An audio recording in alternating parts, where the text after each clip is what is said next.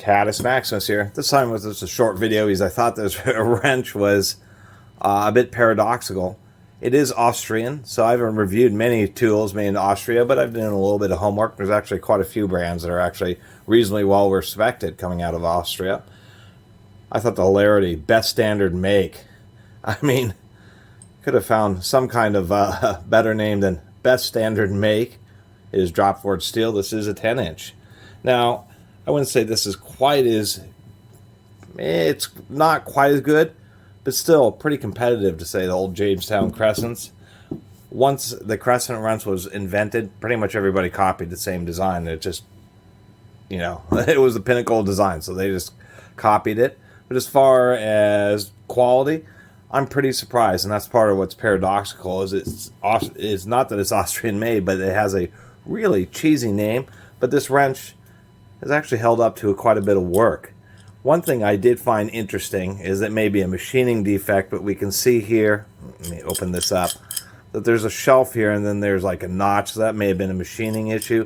But on this one we can see that the back end has actually been rounded out. This has been used on really, you know, its maximum capacity, and we can see that the jaw has gotten pretty punished. And part of that's due to this notch here, and I'm not, once again, not sure if that's a machining issue. If we move it up closer, it does get tighter. But what I was commenting on is this thing has been pounded. We can see, you know, hammer marks on the end of the handle here. It's been on a peg, you know, so much that it's rounded out the metal. You can see the jaws are pretty beat up, particularly this jaw. But even though it does have some wobble, it never broke. And telling by things such as it is using a proper buttress thread screw, we can see even the screw's pretty beat up, but it still turns and spins just fine.